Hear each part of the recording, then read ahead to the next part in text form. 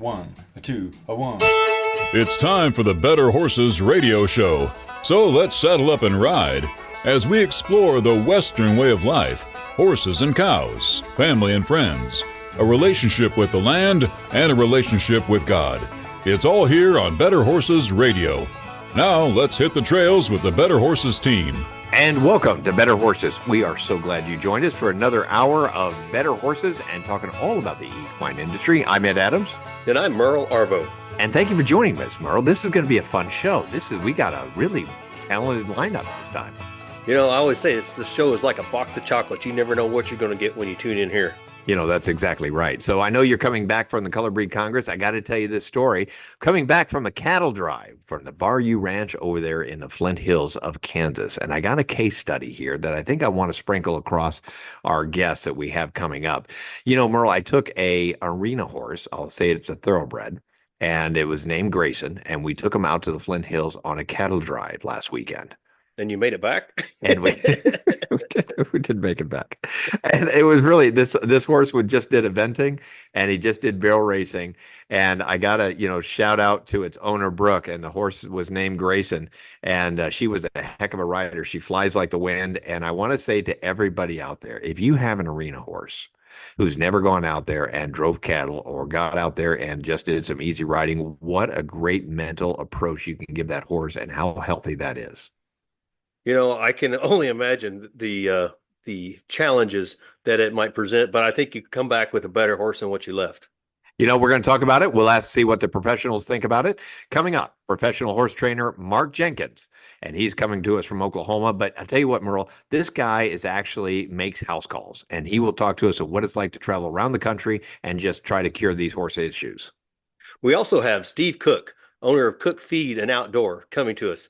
He's going to give us some hints about our feed and supplements again. He's always look forward for that segment. You know, I'm actually looking forward to that one. That's going to be fun. And from Ash Grove, Missouri, Jamie Sparrow with the Double S Percherons talking about what it's like to have all of these draft horses. And we've seen them at the Missouri State Fair, Merle. And if you notice, we had them on a TV show, and he's coming on board to talk to us about what it's like to have an H-hitch team. Yeah, that'll be great. And that'll be a lot of fun. So with that in mind, I want to stop us here, and we're going to go into our Better Cattle Market with our own Mark Alpel. Well, Ed, thanks. Good to be with you and the folks here as we wind up the month of October. Wow, hard to believe we are looking at November. Election Day next Tuesday. We'll start by just encouraging everyone to exercise their right to vote. Not going to get political here at all, but just, again, vote next Tuesday. Have a voice. But I want to start with a very personal item, I guess, to begin this week's edition of Better Cattle. There's a new star on the Walk of Fame at the historic Fort Worth Stockyards. My wife Kathy and I were invited to attend a very special ceremony at the Stockyards over the weekend when Patrick Gotch, founder of RFD-TV, had a star placed right in front of the RFD-TV studios, actually. He, along with 9 other honorees, they began the day with those 9 and a little history about each one in front of the Livestock Exchange building. And then the crowd moved over to in front of the RFD-TV studios, and Patrick's daughter, Raquel and Gatsby, addressed the crowd and unveiled the star right in front of the building, right along the sidewalk there. If you're familiar with the Fort Worth Stockyards, they drive cattle every afternoon down the brick cobblestone streets there, and right in front of the RFD-TV building is Patrick Gotch's star. They actually call it a Trail of Fame to go along with, of course, the cattle theme, if you will. And it was he is along with 9 other inductees. They included people like Chuck Norris, Dale Robertson. Those of you who are big Western movie fans certainly know that name from the past. Singer-entertainer Reba McEntire, also honored. All of them now have a bronze star in their Walk of Fame, the Texas Trail of Fame at the Stockyards. They were all honored for preserving and promoting the Western way of life. Patrick, now, he would say, Mark, enough about me. Let's get down to business. So let's do that. cattle on feed report here recently, pretty neutral. The on feed number up 1%, 11.6 million cattle on feed. Placements during the month down 2% from a year ago, about just a little over 2 million placed on feed. And those cattle marketed, cattlemen are doing a good job keeping these cattle moving, even though they are heavier weights. This report showed that 2% better than a year ago, 1.7 million cattle marketed during the month of September. So we'll take a look at futures in here, and I'm going to give you a range looking at the December live cattle. We think our analysts that I talked to putting 191 at the top end of the range for December live cattle, and 186 haven't been below that, I don't believe, since about right after Labor Day. So we'll keep 186 as a bottom line support area on December live cattle. Then looking at January feeder cattle, that 248.5, 249 looks to be a pretty tough area to get through on the top side, but 243, 244 on the bottom, very solid support in our view. That's going to do it as we wind up October, and as always, wishing everyone a profitable week ahead. And thank you, Mark. We appreciate all that information you're giving us and appreciate all that information on RFD. With that in mind, let's keep the horse tip of the week. Coming up on Better Horses Tip of the Week, we want to go to the hardest working people in our horse industry, your local farrier. Thanks, Ed. My name's Ed Reardon. I'm a professional farrier in the Kansas City area. And my tip of the week for the coming winter season is for people to keep their horses' feet clean them out daily. We have to watch for abscesses. Any bacteria grows a lot in the feet if we don't clean them. Another tip for getting ready for your farrier is to have the horse's feet clean, have the horse tied up, have him available to the farrier, have good lighting, clean flooring, and make sure your horse is clean. If you have a horse that is lame before the farrier comes, have your farrier examine the foot. And if he thinks it's necessary, call your veterinarian. The farrier can diagnose watching the horse walk and trot, but he can't really do anything else other than call the vet. So the best way to communicate with your farrier is get on the phone if you have a problem and talk to him. If you need to text him, but somehow try to communicate with your farrier that you might have a problem. This is Ed Reardon, professional farrier in Kansas City, and this has been the tip of the week for Better Horses. Okay, Merle, so let's get this information going. We're going to have all professional horses equine information coming your way with professional horse trainer Mark Jenkins coming up in just a few minutes, but we're going to take a break and we'll be right back. My name is Ed Adams. And I'm Merle Arbo. Stay with us. Get quality you can stand on. Hoof Grip is the proprietary formula that provides shock absorption for your animals with no ice buildup, slipping, cracking, or sogginess, making it the safest, most comfortable, and maintenance-free flooring on the market. Hoof Grip installs quickly and easily over existing surfaces, is easy to clean, and withstands extreme heat or cold. From vet offices to barns, wash racks to trailers and more. Visit hoofgrip.com to find a dealer in your area today. We're here for the hardworking, the resilient. We're for the people who measure their days by what needs to get done, not by hours. Where kids learn responsibility at a young age and generations work side by side. Where work doesn't pause for holidays or bad weather. It just gets harder. Where value and hard work means more than the clothes you wear. We're Kleinschmidt's Western Store, Higginsville, Missouri.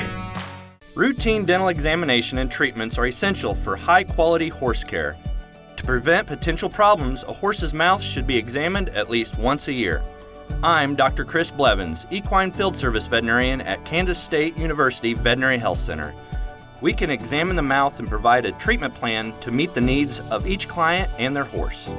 Visit us at ksvhc.org, the Veterinary Health Center, to discover, to teach, to heal.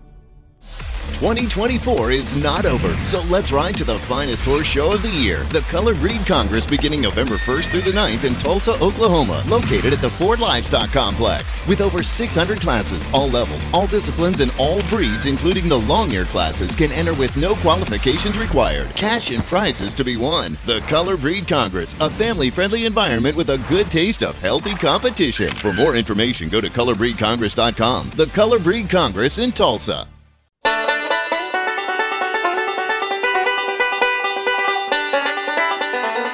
And welcome back to Better Horses. Really glad you stayed with us. And you know what, Merle? We are so thrilled to have all of these great trainers come on board and talk to us about the horses. And what an education it is for everybody who gets a chance to listen to Better Horses. Yes, I always look forward to our next guest. You know, and he's important because, well, the segment's brought to you by the Kansas State University College of Veterinary Medicine. But this next guest is very important because it's probably the only guy I know that actually makes house calls. He's a professional horse trainer. He's from Oklahoma. His name is Mark Jenkins, and he has a simple philosophy. You know, if you don't understand what the horse interprets the information, then how can you expect it to learn and what you're trying to teach them? I really like that philosophy. I kind of use it myself, and he has this amazing ability to read horses, and he relies on the information that the rider and the handler does, and it's an easy way to understand of how he really narrows that gap between the communication between the horse and human. So with that in mind, this is a professional horse trainer, Mark Jenkins. Mark, thank you for joining Better Horses. Oh, thank you, Ed, for having me and everybody else in studio. I really appreciate it. It's just kind of listening to what you were saying. Yeah, it's definitely a trip, that's for sure. Yeah. So you're coming up from the East Coast. You are literally traveling around the country with your family. I want to ask you, what is it like, and what is the most common issues you seem to be dealing with, and what makes your situation so valuable and so needed? Well, we've ended up, we were in northern Maine, a little town called Caribou. And we were able to we're on our way, traveling all the way across. I think we're going to end up in Santa Cruz, of course, with a ton of stops, you know, and it's just amazing just getting to know some of the people of different disciplines and all the different ways of doing things. But most importantly, I think what a lot of people have a hard time dealing with is just the communication between the horse and the human. And that's where we come in. That's where we try to really help and just try to simplify it for people so that they can have a better communication with their horse. Well, and Mark, you do several different types of clinics. Are you doing that, currently, or are you just sticking with one kind of clinic? Well, what we do a lot of is we will end up with our big clinics, we stop, but in between, we stop at everybody's individual homes and farms to help them, especially like a lot of people that we talk to, after we've already passed through, they say, we really wish we could have been to a clinic attended a clinic with you, but we couldn't even get our horse on the trailer. So I try to eliminate that issue for most of the people that, that are along the way. So we may have we've got a clinic in Iowa, but in between, we're now in Pennsylvania, but in between here and Iowa, we've got like a half a dozen stops of people that are just like that just are really struggling with some issues, whether they rescued a horse or they bought their first horse or whatever. It doesn't matter. We don't want to leave anybody along our travels. So we really a lot of time to make sure that we have that opportunity to stop and help those folks. Nice. I love the fact that you have a lot of clinics and you talk about groundwork and you talk about fundamentals and the foundation of all your clinics. Let me throw out a couple of case studies because we're going to have Jamie Sparrow, who is with the Percherons, the Double S Percherons located in Ash Grove, Missouri, later on in the show. Do you see any difference in breeds when you're talking about draft horses, quarter horses, or basically just your typical ranch horse out there in the fields? Well, I tell you, the draft breeds are different, and it's because they're so strong and they're designed and they're bred and they're built to pull. So there are some differences there. I've messed with quite a few draft horses, draft crosses. The draft crosses, they're a little bit different. They can be a lot more ranchy. The draft horses themselves, they can be a little bit on the muscle, a little bit tight. but there's always ways around it. So again, horsemanship is just horsemanship. It doesn't really matter what the breed is, but there is a difference in how you go about working with different types of breeds. You can talk anything from Arabs all the way up to Clydesdales. You know, you're going to have a different approach as you go with them. And horses they've all got their own personality. So you might have a very reactive draft horse and a very dull Arab, which doesn't happen very often, but it does happen. Well, and Mark, we talked about it earlier, understanding how a horse interprets information. I use the analogy of, you know, a kid can learn to drive a car, but the car's not learning back. And can you elaborate on what you mean, like, you know, how the horse interprets information? Yeah, and that's something that I use this analogy quite a bit. You know, you can hand me a computer and I will download things and I will try to do this and try to do that, and I'll make a mess out of it. And pretty soon the darn thing just locks up. Then I have to go and I have to ask somebody that knows more about computers than I do how to get it fixed. And then they have to wipe everything clean. And then they have to teach me how to use it. You know, so that's kind of one of those analogies that I've always stayed true to, because I am so ignorant when it comes to computers and the online stuff and whatnot. But yeah, I mean, sometimes you just have to understand what you're dealing with. And when it comes to horses, I guess I can say I think God just gave me a gift.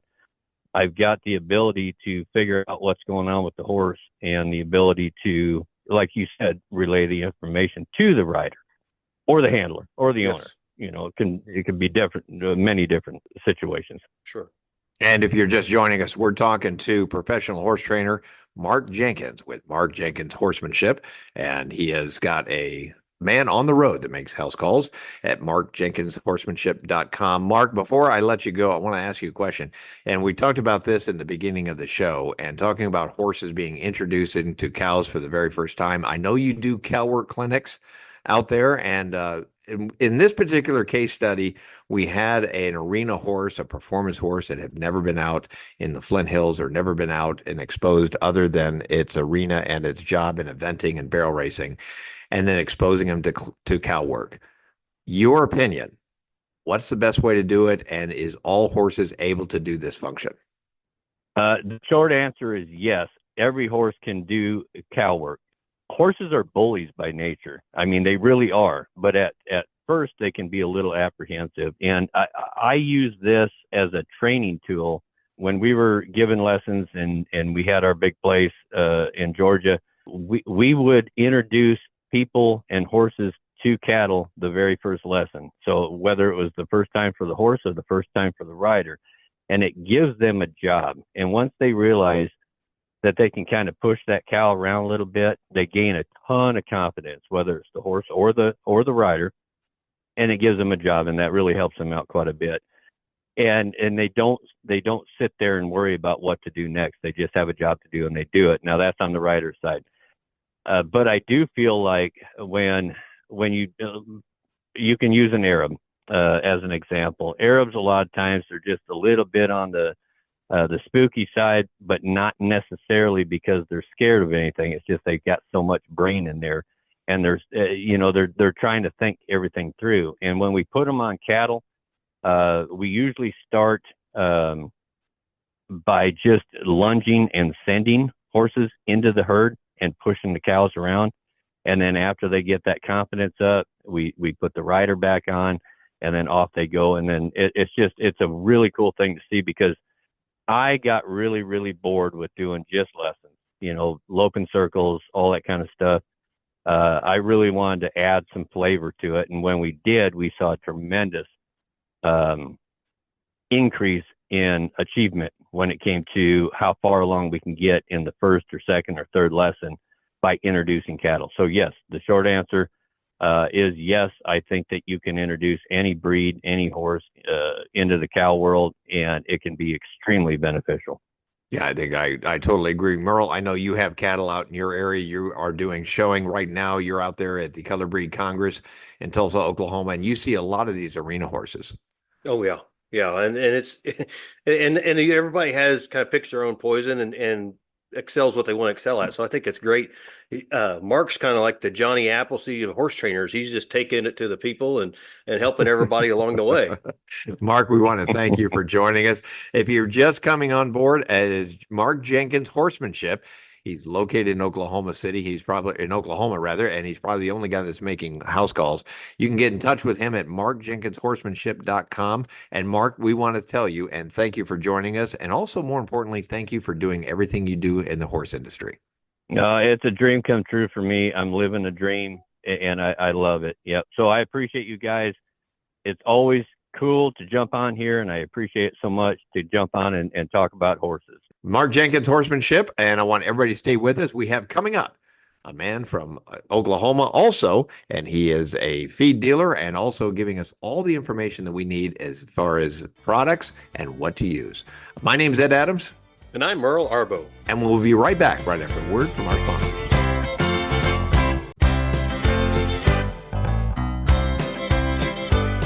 And welcome back to Better Horses. I'm Ed Adams. And I'm Merle Arbo. And this segment is brought to you by the one and only Heritage Tractor. If you're looking for a John Deere tractor, these are the guys to use. If you're in Kansas, Missouri, and Arkansas, and to complete all your farm construction needs, check out heritagetractor.com. And I got to tell you, Merle, I just used my 6110 tractor. They came in, and this is not a commercial. I'm telling you, these guys really know what they're doing, and I really appreciate everything they got. You know, half of the purchase is the service after the sale, so that's nice to be able to have that. And moving on to our next guest, which I'm excited to introduce. He has a bachelor's degree in animal science at Oklahoma State University. And since 2009, Steve Cook helped build a family's performance equine business with multiple locations and billing millions of dollars in sales. With 4 locations, he's one of the largest individually owned equine feed dealers in the nation. I am excited and honored to have him on board and welcome Steve Cook with Cook Feeds. Steve, welcome to Better Horses. I'm happy to be on, guys. Anytime I get to talk about horse nutrition, I'd love to be a part of it. So thanks for having me. Yeah, this is very exciting. Now, Steve, let's talk just about forage and some of the, misinformation or information that's coming through, especially with alfalfa. I mean, Merle and I are talking. We're going into the shows, and we're just saying, hey, don't feed alfalfa. It makes it too hot. You have a different opinion on feeding those type of forages. Sure. I mean, I think forage, first off, people need to remember, so many customers, when they come in the feed store, they're worried about a supplement, worried about their feed, worried about all different kinds of things. And they say, my horse is losing weight. Do you think the feed changed? Do you think something's going on? And we say, what have you, done with your forage? Have you changed it in any way? Are you buying the same thing? Well, I buy a different forage every few weeks. Okay. Are you testing it? Are you doing anything different, to know what exactly you're feeding? And they don't even think about 70 to 85% of the horse's calories should be coming from forage. So a lot of people forget to consider forage in their horse's all-around nutrition plan. They just feed kind of what they've always fed. And so I think forage is the most important thing that you can be looking at when you're dealing with your horse. Now, out of the forage options, I believe that alfalfa has a lot of characteristics in it that make it the most beneficial, especially for a performance horse. Now, when you talk about just a old horse out in a pasture, the opinion kind of changes, but so many of the horses that we feed in the Oklahoma City area, it is a performance horse. And I think there's no better forage option for a performance horse than alfalfa. And Merle, you are wrapping up the Color Breed Congress in Tulsa, Oklahoma, and with Steve's opinion on forage, that seems to be even important even in the horse shows. Well, yes. I guess originally I came from a halter horse barn, and kind of we've always fed oats and alfalfa, and I'm still kind of old school with that. So I agree wholeheartedly with Steve. I think alfalfa is a really good feed. I think it gets kind of a bad rap sometimes. And Steve, I like what you said. You don't keep changing your forage, keep it as consistent as possible. And I think that keeps the horses as healthy as much as they can, right? Yeah, 100%. Obviously finances play a huge part in that and how much hay you can store at a time. But if you're able to buy a load of hay and it lasts you for months or whatever it might be, first off, typically you can buy it cheaper. But second off, it's going to make it so much more consistent for your horse. And if you're not able to do that, usually, a farm or a feed store will have somewhat of a consistent supply, unless it's just a very off the side of the road hay broker or something like that that's always getting different loads from different areas. Most of the time it'll be somewhat consistent, but I think keeping that consistent so you know how much calories and how much the flakes weigh and all that stuff, it's just so much easier on your life to have a consistent supply. And let's go right into our conversation that we're having, and we talk about supplements. And we talk about what I should be feeding my horse and all of these ideas that are coming in, the customers coming in, I need these supplements. Now, just so that everybody knows, supplements are not a regulated industry. So a lot of these products and a lot of these companies can say they're doing this with no real backup in science that is actually doing it. You are being exposed, Steve, with all of these supplements and products for horses. How do you decipher all of this? So supplements are, to your point, a lot of people don't understand what that means. It's not a regulated industry. What that means is when in Oklahoma, each state regulates, the ag department will regulate all of the feed that you are selling. And what they're regulating is when a feed manufacturer puts that there's 14% protein in a feed, they come by and they will actually take samples of that feed and they'll make sure that there's actually 14% of protein in that feed. Also, they'll come by and they will actually weigh bags. We had a deal not too long ago where they came by and weighed bags, and they were not 50-pound bags. They were 49.6 pounds or something. And so that they actually sent those back to the manufacturer. So you have a regulation in that they're verifying what is on the label is actually in the product. Now, to your point, supplements are not regulated. So hypothetically, someone could put that something is X% protein, X% fat. It has so many billion CFU of lactobacillus, if it's a probiotic or something like that. And it doesn't actually have to be the case. There is no legal requirement to that. Obviously, it's a moral requirement, I guess, if you're a manufacturer. But there you go. Purina actually did a study, and they took 30 probiotic supplements on the market, and they tested them. And they found that only 2 of them came back that were actually accurate. They said exactly what was in the product and had everything that they actually had on the label. There was only 2 out of 30. How crazy is that? Okay, wait a minute. So this bears repeating. Out of a sample size of 30 supplements, you're probiotic supplements. Probiotic supplements for horses. You're saying only 2 passed the test of having the ingredients that is being labeled? It's even more crazy than that. I think it was like 7 or something like that. There was a significant number of that sample size that misspelled pre and probiotic ingredients on there. They misspelled things on their actual label. They didn't even have the name spelled right. Oh, wow. And to keep in mind, so that our listening audience understands, this is a $1 billion industry where we have, and I think we get caught up into it too. And Steve, I got to tell you, I'm guilty of it too. I go, you know what? This sounds really good for my horse, and it's a digestive golden star or whatever. And you just buy it, but it makes you feel good. It's probably not doing anything for my horse. Yeah, for the majority of horses that are not performing, I would say that you do not need a supplement. If you're feeding a great forage and you're feeding a premium midline to premium feed, that feed is going to be balanced nutritionally, where it has all the things your horse needs to survive and to be healthy, right?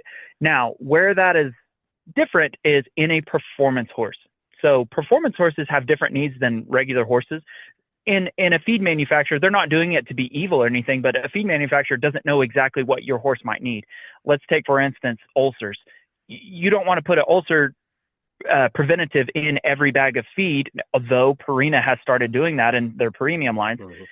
You don't want to put an ulcer preventative in a bag of feed when you don't know if the horse that's eating it even has ulcers or needs that. So you would have to charge more for that, and you're not even sure if the horse needs it or not. So it's not like it's evil. They just don't know if every horse needs a joint supplement. Every horse needs an ulcer preventative. Every horse needs there's certain things that some horses just might not need. So they make it for a maintenance horse. But if you have a performance horse, there might be a need to supplement depending on what your horse's needs are. Well, and Steve, can you talk a little bit about, there's a big trend right now at the horse shows. Everybody's feeding these calming feeds, and it's gone to maybe their extra magnesium or whatever you have in there. But can you relate anything on the effectiveness of that? Yeah, I did a video probably 6 months ago, and I can't remember the exact details of it, but there's several different B vitamins and thiamine and several different amino acids and stuff like that can cause a bit of anxiousness and a bit of, it's just like in humans, if you overdo it on caffeine or something like that, No. it can make you anxious or raise your heart level and stuff like that. If a horse is deficient in a certain amount of different vitamins, minerals, amino acids, stuff like that, it can cause them to have a level of anxiety or whatever it might be.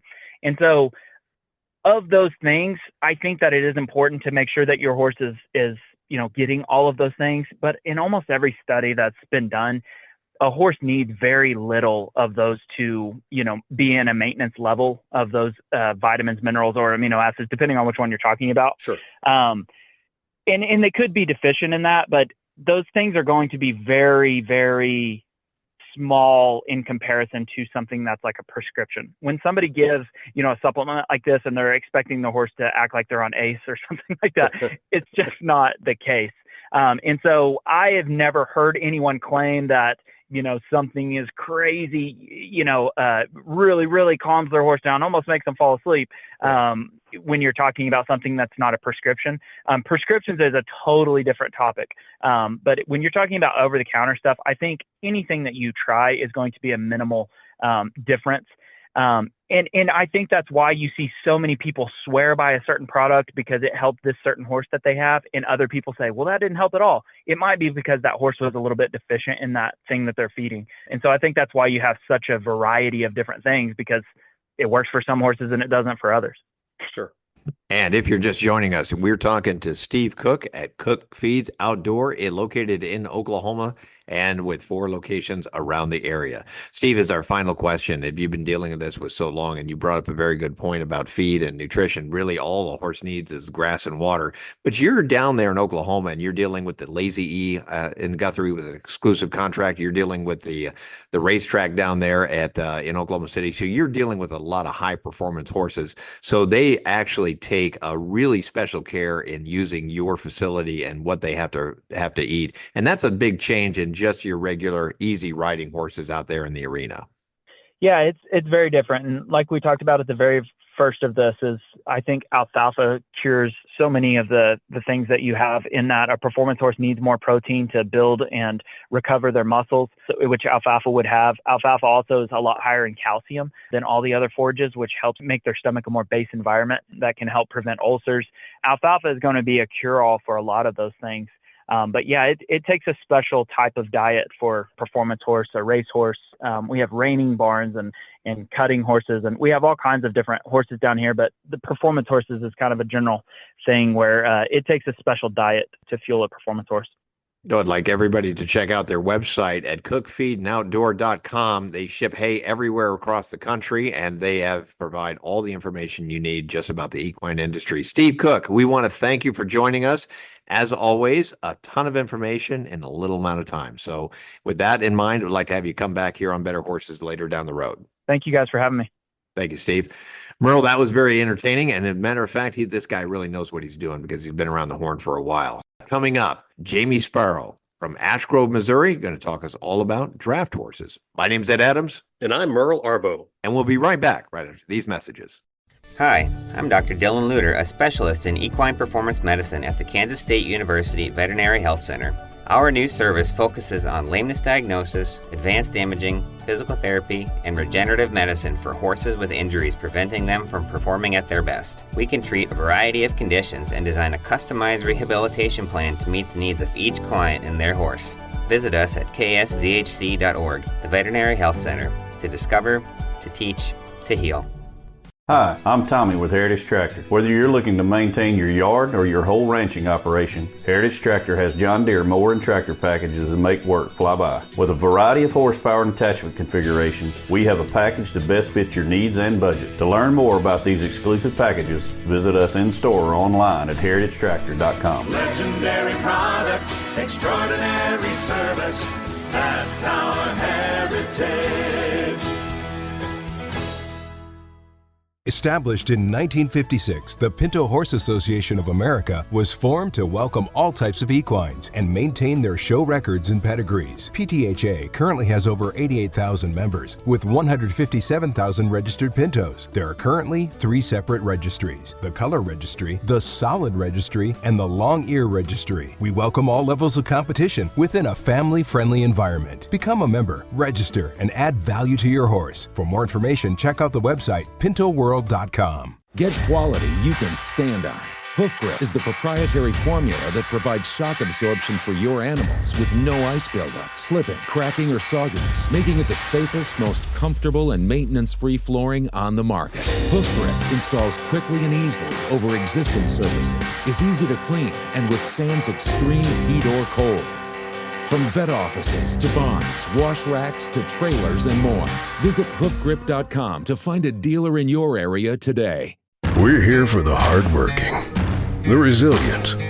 We're for the people who measure their days by what needs to get done, not by hours.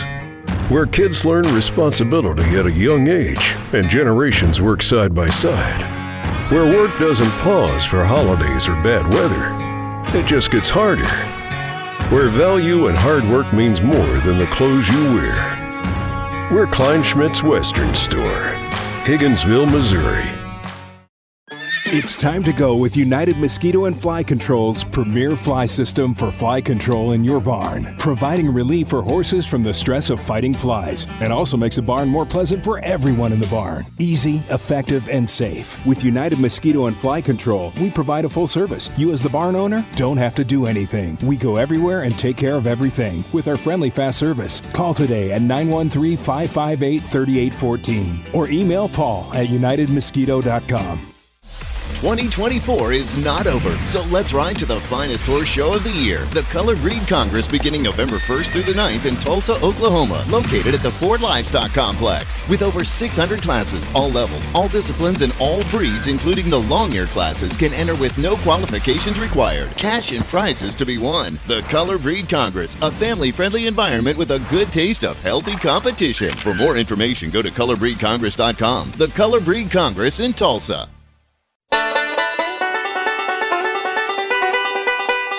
And welcome back to Better Horses. We are so glad you joined us.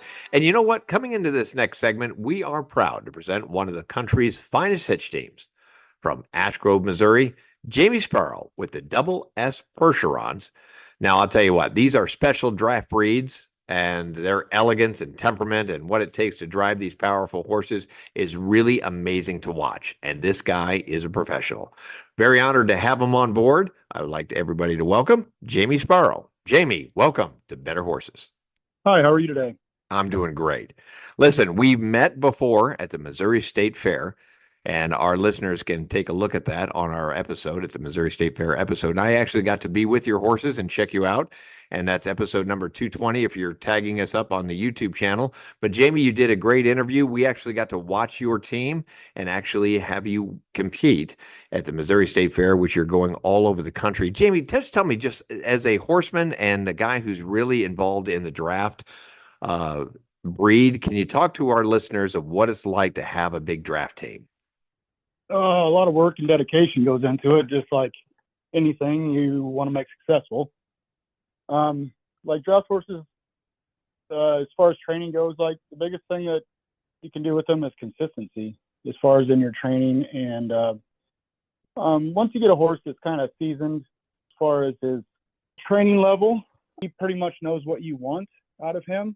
And so you just kind of have to encourage or discourage things that they might end up doing, and as far as their behavior goes. But and like a young horse, you just kind of keep showing them what you want, and all of a sudden one day the light goes on and like, hey, that's what I need to do. There you go. From the Double S Percherons. They're located in Ash Grove, Missouri. Jamie, you've been there for a while, and you've been driving these powerful horses all around, and you're literally traveling all over the country with these draft teams. So can you talk about the care and custody of these horses and exactly what it takes? Consistency as far as your feeding, a somewhat timely feeding, give or take a little bit of time, but it just seems like you head off a lot of problems if you are pretty consistent in your feeding schedule. And like when you're traveling, probably about a 500-mile day is about as much as you like to go.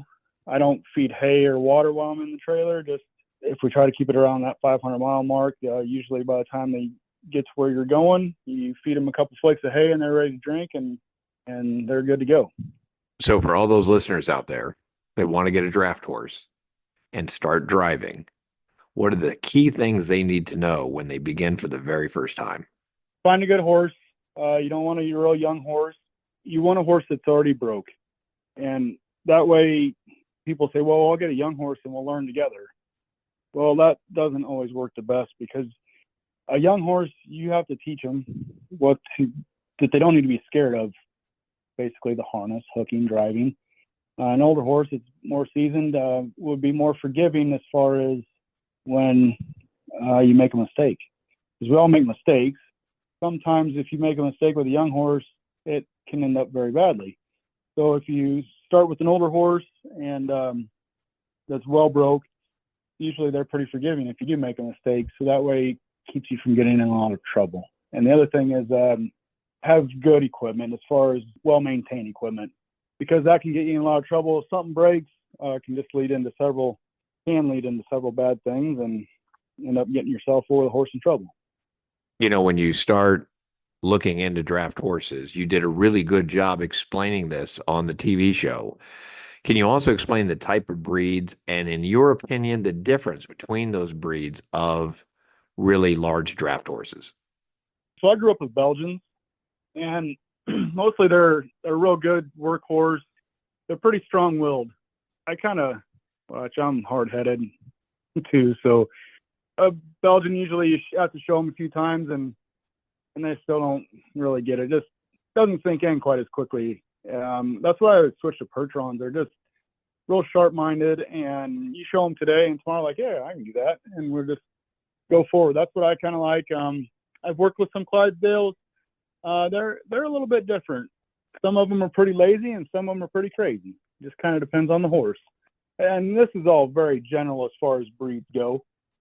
I've never worked with Shires too much, but they're very similar. A little more hardy than a Clydesdale, but probably my favorite is a Percheron and a Belgian.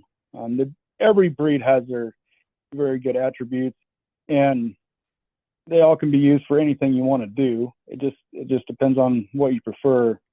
I work with enough Clydesdales to know that I don't want Clydesdales, because I'm not going to spend all that time washing legs.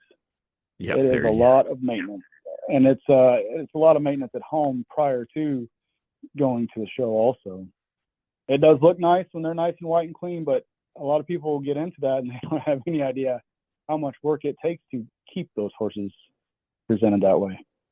If you watch the Budweiser Clydesdales, you learn to appreciate how much work is going into those horses, especially you that do this every day.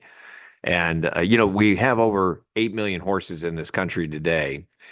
Talk to me about breeding. And are we breeding enough for these big draft horses? Do we have enough need of people and desire to continue this type of tradition? What are you seeing on your side of the fence? Oh yeah, there's enough need for them. And it just kind of depends as far as breeders go. It depends on what market you want to be in. As far as a lot of people just raise good working horses, and there is a lot of need for that. People that use horses just for parades, or like the Amish, they use a lot of horses for work. That's all they use is draft horses to work their ground with. And so there's a lot of need, not as much as there used to be, but there's still a lot of need for good horses. And a lot of times, like these show horses, some of them don't have the right mentality for it, but a lot of them will go on after their show career is over and go be a carriage horse, or just give rides or whatever. There's a lot of things you can use them for, and they get a lot of experience. Like if you take them to shows, they see a lot of things and get very broke to traffic safe, you could say, to all kinds of things. A couple of years ago, we had a couple of young horses, and we had to go out and turn around at our little county fair right next to the carnival rides. And just as we came up on this ride, it started spinning and raised up in the air, and I thought, oh boy, we're going to go for a ride here. And we didn't, but he was sure thinking about leaving town. Yeah, that's exactly. As we look into these draft horses, everybody wants to know, how much land do I need if I decide to grab into this type of environment and grab these type of big draft horses?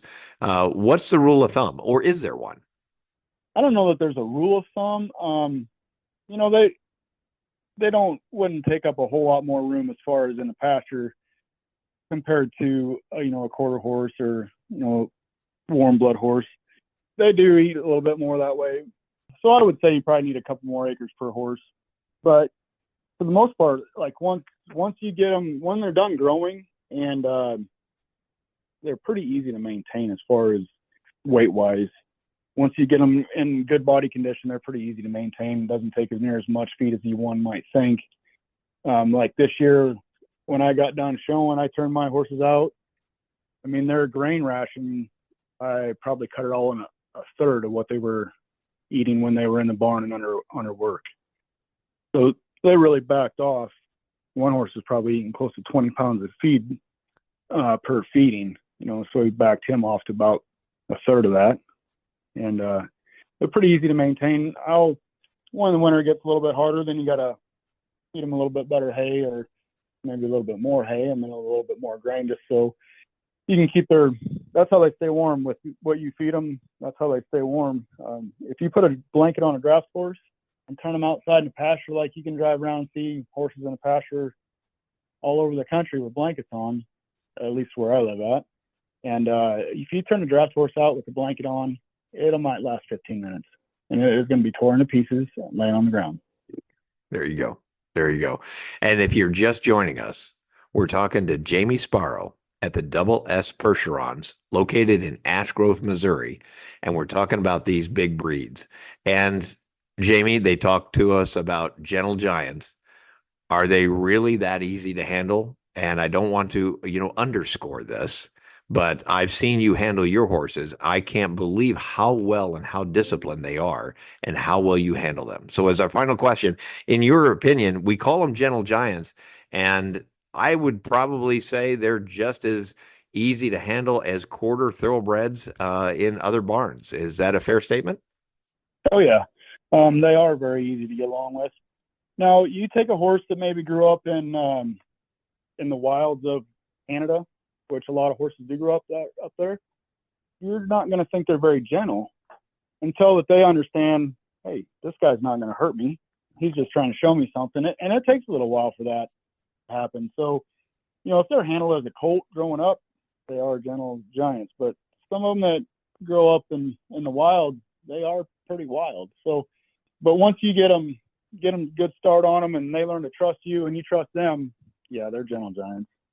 That's perfect. Well, I'll tell you what, for all our listening audience, I'm going to tell you right up front, Jamie Sparrow does not have a website, nor is he on Facebook. And he's called Double S Percherons, located in Ash Grove, Missouri. Jamie, if somebody wanted to call you just to learn about draft horses or get into this game, or actually just compare notes, is there a way that they can contact you? Yep. My phone number is 417-209-2289. And there you go.